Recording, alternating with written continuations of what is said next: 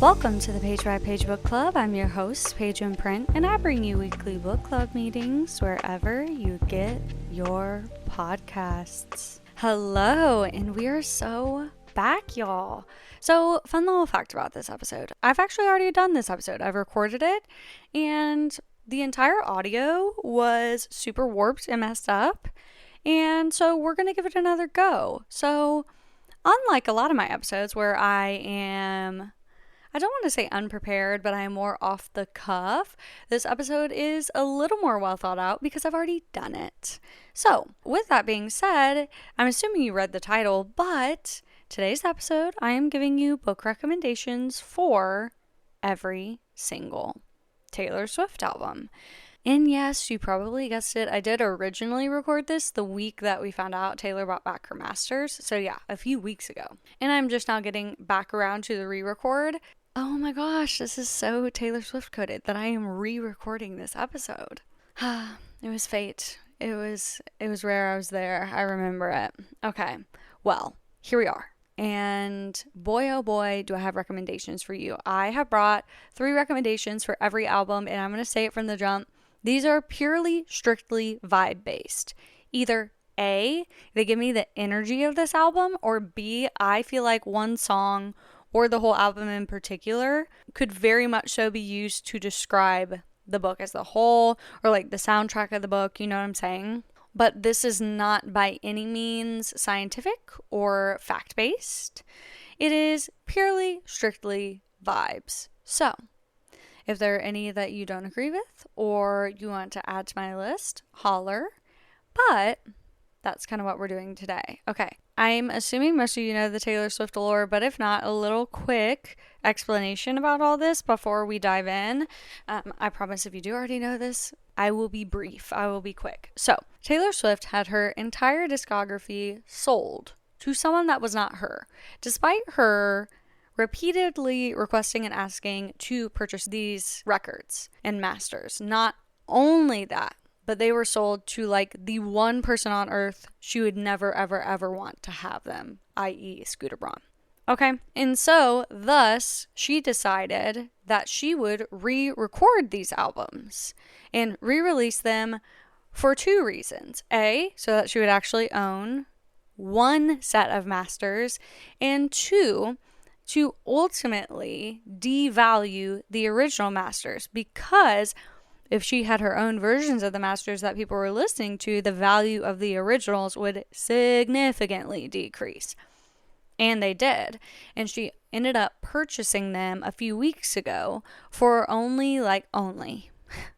They were sold originally for like $200 million, I think. And I think allegedly she bought them for $260, which I think they were like valued in the like way higher hundreds of millions. If not, I might be making this up, but I don't think so, in the billion with a B zone.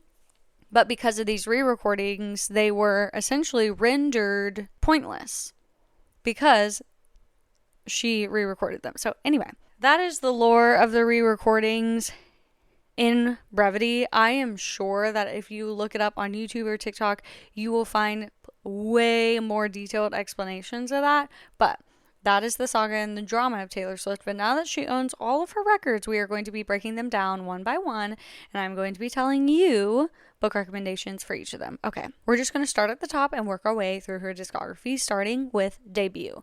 Debut to me is like the most yeehaw album of all of the Taylor Swift albums.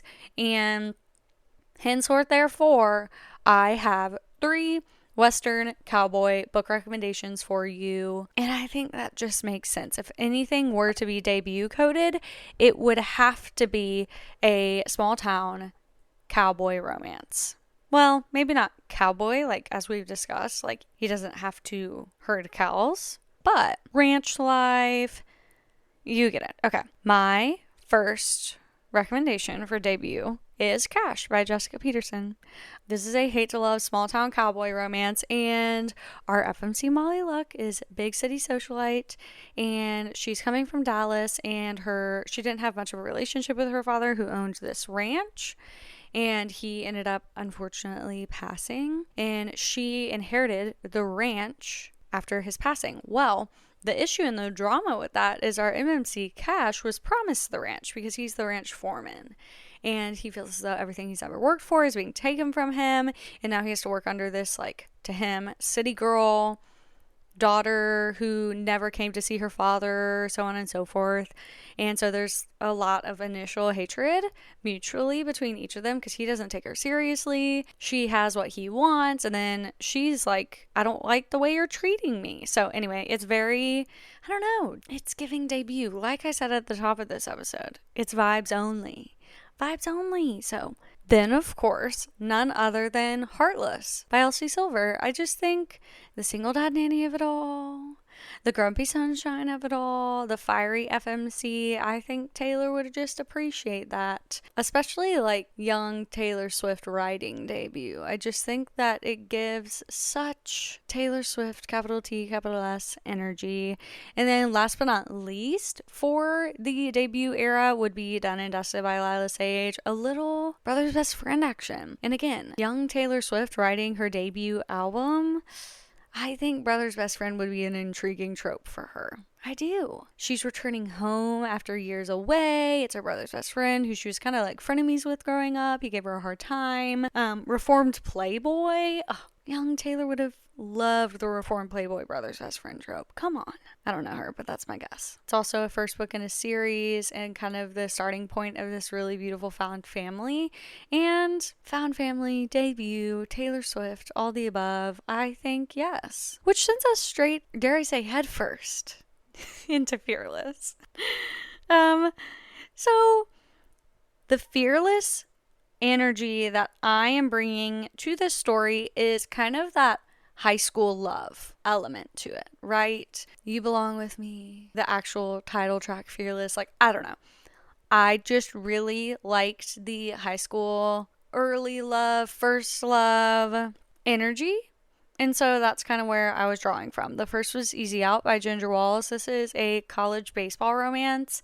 They're paired together on a school project where they kind of have to get to know each other and interview each other and then write on each other, but the issues they're both kind of hesitant to share about their past. He is a near silent MMC due to a childhood stutter that resulted in him being hesitant to speak just because of that stutter, and then he just kind of carried that habit with him into adulthood. For those of you watching, we have a guest. My dog has joined us.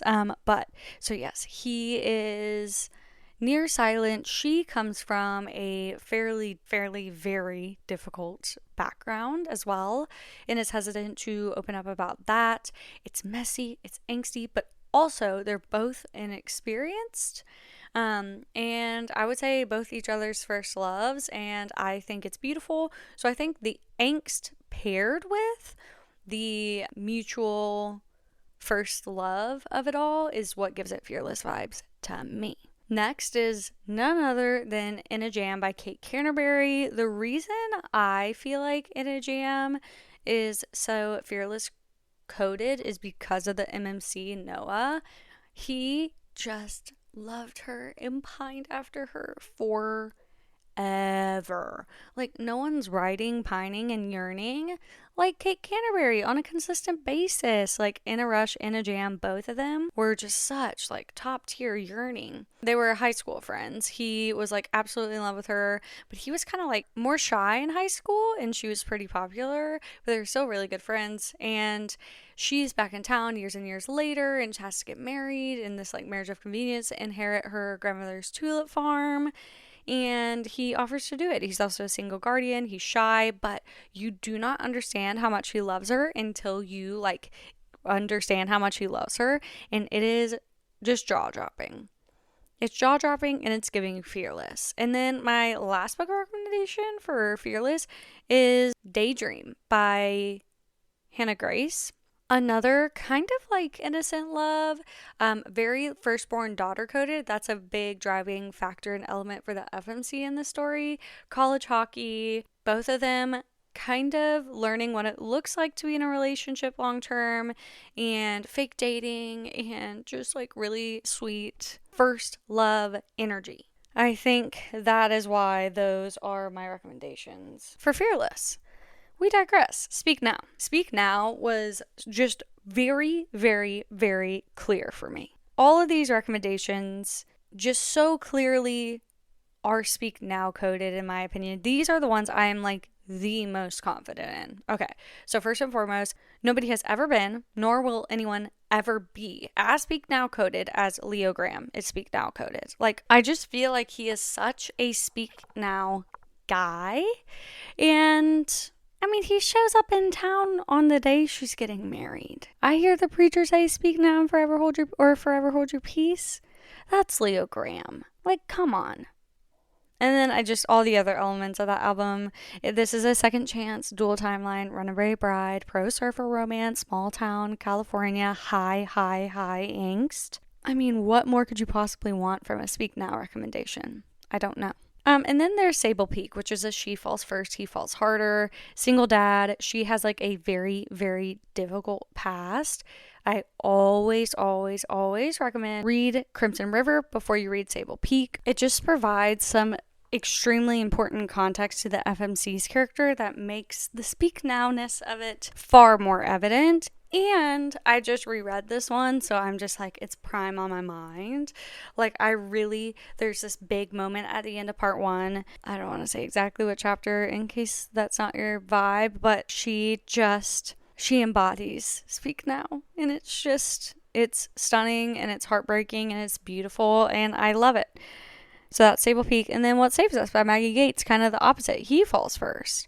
And as you all know, because I talk about this one pretty often, single mom, she's in the midst of postpartum. He actually delivers her baby in an emergency situation. He's an EMT and he just shows up for her and fights for her. And if you've read the rest of the series, you know that he's been down bad for her for a long time. A long time. And it's just so fun to watch them fall in love. So those are my Speak Now recs. Next up, Red. Now we're getting interesting. Now there's a shift happening, right? This era was truly just one of a kind. I mean, it has All Too Well. It has, obviously, Red. We're never getting back. Like, the amount of hits off of this one was crazy. So again, this is purely an energy. Okay. One Chance by Lena Hendricks. This is a best friends, lovers, fake dating romance, small town, and what's interesting about this one is that he'd been dating her sister before her sister passed. And he was in the military, and there's an underlying current of mystery about the MMC and FMC's prior relationship that is ultimately a mystery a bit to each of them. Like, they're both kind of keeping secrets from each other about their feelings, particularly her, and it does result in you read it, like, what about my letters situation? And it's I need to reread that one. I just love One Chance. Small town, set in Michigan, love it, amazing. Then we have A Royal Mile by Samantha Young. This is a neighbors fake dating second chance-ish where they were quickly becoming more in high school, and then due to a family rivalry, it ended up having to be called off, but like he doesn't realize that, so he like hates her because she kind of broke his heart, but she knows she was doing it to protect him. It was like, it's angsty, but it's also beautiful. They're neighbors. He's a pro soccer player. And it has my all-time favorite microtrope where he cares so much he cries. In fact, this was the book that made me realize that I love this. Because he's like such a strong, like grumpy, broody MMC that seeing him have that duality to him was beautiful. And then my last one for this is A False Start by Elsie Silver. This is the final book in her Gold Rush Ranch series. And it is a like brother's best friend, kind of right person, wrong time, where they had like a moment together years and years ago, and he was like, we can't do this, and ever since they've kind of been strangers, but now they're back and their relationship is changing, and he is a recluse due to an incident that happened to him. He's a like retired football player, and he's so grumpy, and she's so sunshine, and I don't know, I love it, and it just gives me Red energy. So that's my book recommendation for Red. And now we're on to 1989. The hallmark and important thing to me for a 1989 book recommendation is it cannot be small town. There's nothing small town about 1989. It is so New York coded that I just couldn't recommend a small town romance with 1989. So the through line of this is girl group, found family, city setting. Okay. Marriage for One by Ella Maisie. A Little Marriage of Convenience. It was one of the very first books I read as a romance reader. And Marriage of Convenience, he's a big time lawyer. He offers to marry her due to like a familial situation. And she's also trying to start up her coffee shop because of course. And he's so grumpy. It's Grumpy Sunshine, but he's going to help her set up the coffee shop, and grand gestures and wealthy man behavior. And you ultimately find out like his true reasoning behind entering into a marriage of convenience with her, and it's even better than you ever possibly imagined. It's just giving big city rom-com energy, and that to me also gives 1989. Next up is, of course, none other than The 7-Year Slip. And I just do think that Taylor Swift would love this. And the concept of the 7-year slip, I talk about it all the time. The idea of loving someone on every timeline and loving every version of them and never giving up on them and looking for them, and true love, and exploring grief and magical realism and a magical apartment. I mean, it's 1989 and it's set in a city. Like, yeah. The soundtrack of The 7-Year Slip could be 1989. Now, it's probably more like whimsical than that, but also that's my verdict. It's my podcast. We can have different opinions and still be friends. My last 1989 recommendation is Summertime Friends by Hannah Hamrick. And this is her debut, and it's like messy, and it's like second chance, and he's from England and she's from the US, and they met abroad while she was traveling and then had this huge falling out. But then he didn't know any of her friends, he only knew her, and he's in Chicago, and turns out he's kind of in like a situationship with her best friend because he didn't know her best friend. Anyway, it's this whole thing. It's not nearly as like messy in the like actual strings woven together, but it is still messy and it's angsty, and it's really just an interesting read. So it's also set in Chicago, so another city read for 1989. Reputation. Now, Reputation, at its core, it might be her most romantic and in love album of them all. It's also mixed with this angst and frustration and like the genuine frustration over her like hashtag Taylor Swift is over party of that era, which if you had to be there. But it was like the great canceling of Taylor Swift, the Kim and Kanye of it all. And so it's very two sides of the same coin, the duality of it, the dark and the light, the yin and the yang, and that is Reputation. So that's kind of where I'm getting these recommendations from. The first is Tin Queen. This one's on the nose because it is Enemy's daughter, and she's undercover trying to avenge the imprisonment of her father, for her to only find out, because you know this the whole series, her father sucks. He's the worst. And I do recommend reading this series in order. You don't have to, but I do recommend it just because you get more of the punch of each book when you know the lore of what's happening. So, Enemy's daughter, rival motorcycle clubs, her dad's in prison, and she's trying to like seduce one of the motorcycle club former members, like the rival motorcycle club former members. She ends up falling in love with him. Yeah. Big Reputation. Okay, the next is The Predator by Rue Nix. This is the first in the Darkverse series, and I'm going to tell you right now, it's the first in a duet. They have to be read together. You're going to be lost if you don't. And the series needs to be read in order. I have not read The Syndicator, but I've read the rest of the series, and I love it. It is dark mafia. The whole series is like the first 2 books is one couple, and then the rest are individual books for individual couples. But the MMC in The Predator is near silent. He is cold. He is sharp. He is lethal. And he hates her, but he loves her. And this is like true hate. Now, she doesn't know why he hates her, but you're going to find out. And he's also trying to protect her, but he also hates her, and who hurt you, and the enforcer of this mafia. Like, ooh, Reputation. And then my last book recommendation for Reputation is a peak performance by Victoria Wilder, the fourth book in her Riggs family series. So the FMC in this book is stepping in as the interim CEO of Riggs Family Outdoors, or Riggs Outdoors. And she's actually the daughter of their rival outdoor company's CEO, but she was overlooked for the role of CEO at her family's company for her cheating fiance, who she is now ex-fiance.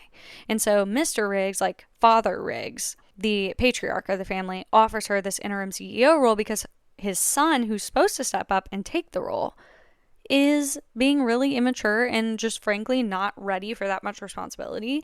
And so like she took his job, and they're neighbors, and it's a reverse age gap, not a super big age gap, but still a reverse age gap. They met in a spicy club before they realized who the other was, or before she realized who he was, really. And that's the opening scene of this whole story. It's unreal, but she is in her reputation era because she is coming off of this kind of big scandal, but also falling for someone very quickly, and their fake dating for the press. It's just top notch. So let's keep it moving, people. Let's keep it moving. My lover recommendations. It's just like sweet and lovely and loving and just amazing. And I would have to say, despite it all, my Molly Goins is giving lover. It's always been you, mutually. I don't know, the secret baby, but the moment he finds out he wants both her and his daughter, like, and we'll stop at nothing to be with them. It's just like, smiley, lovey, lover. And then I have Out with the Tide by Julie Olivia. It's a sunshine romance. Thank God. Y'all know they're hard to come by, and I love a sunshine moment.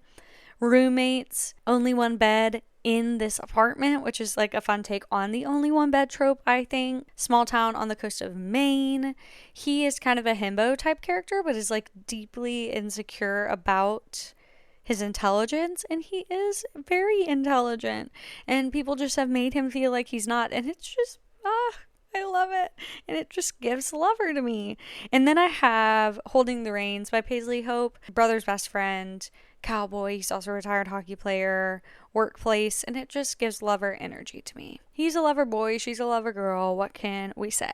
Okay, a la the Eras Tour, I have combined Folklore and Evermore. I do want to say, I know they very much so stand on their own, and I get that, but this is how I did this. Just My Luck by Lena Hendricks. It is a marriage of convenience, ex-convict, single mom. They're both in it for like mutual benefit into this marriage of convenience, coast of Michigan, same location as One Chance, which I talked to you about earlier. And it's just, again, I can't put my finger on exactly why. It's just the vibes. And who's to blame a girl for vibing? I know you won't blame me. Don't blame me. I love it. I also have Shattered Dreams by Natasha Madison. This is so freaking high angst. And it's like they were in a horrific accident together when they were young adults, and it resulted in the death of both of their significant others at the time.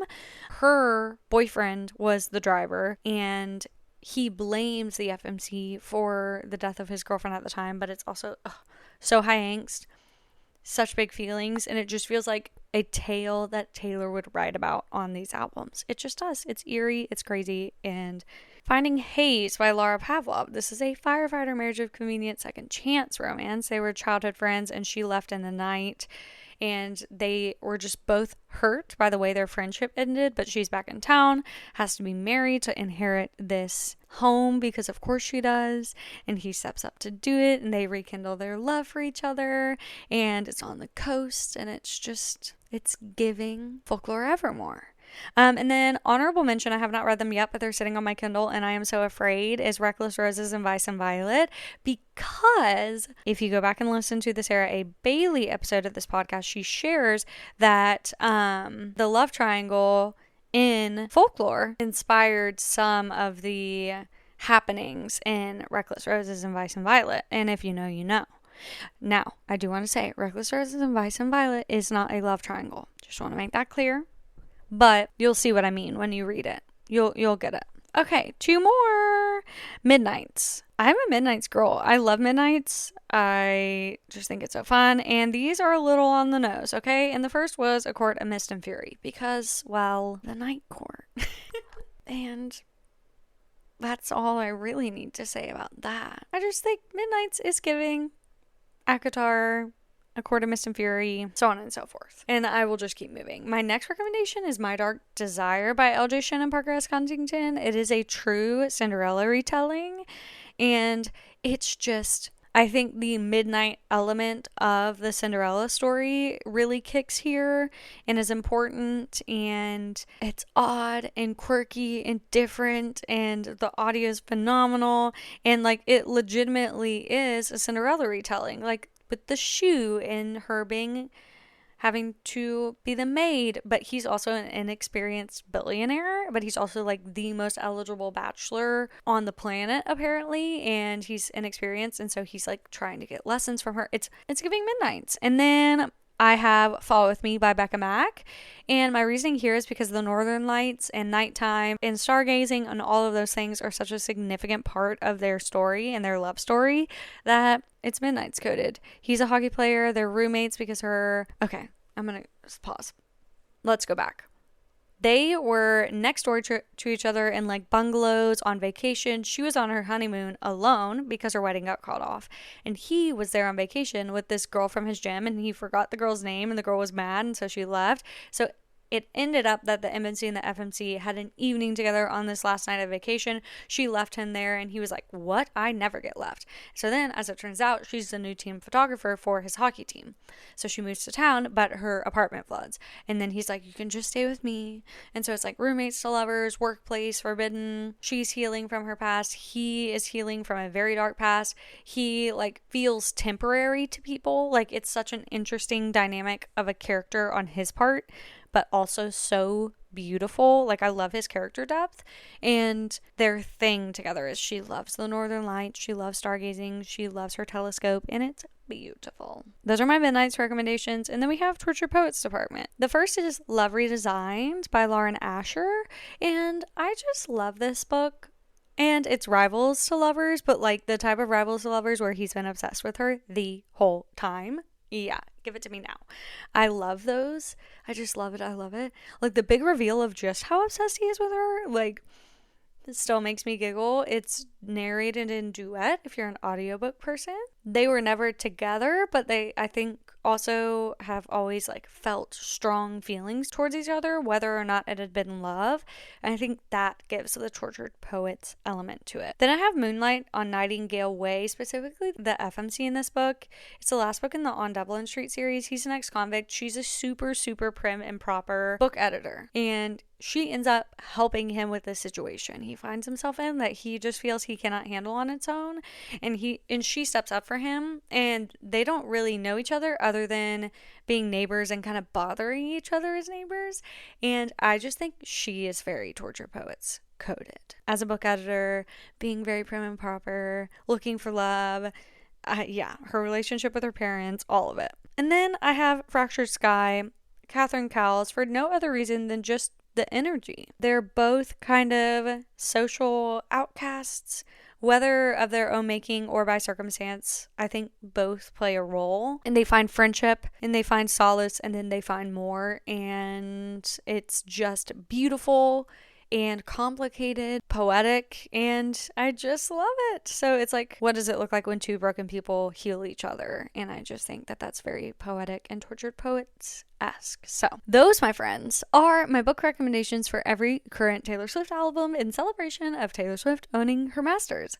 Fun, funky, fresh. What books do you think are Taylor Swift coded? I know Morgan Elizabeth has kind of a whole take on this in her backlist, and I absolutely need to dive into it. And I don't know. I love Taylor Swift. I love books. I love it all. So I thought that this episode would be fun to just give you all some quick rundowns and recommendations. We'll be back to, regularly scheduled programming next week. But for now, thank you for being a Swiftie with me. If there's any episode that you want to do like this in the future, whether it be one person's album or a type of music, let me know, and I would be happy to do that as well. But thank you as always for spending your time with me, and I'll see you in the next one.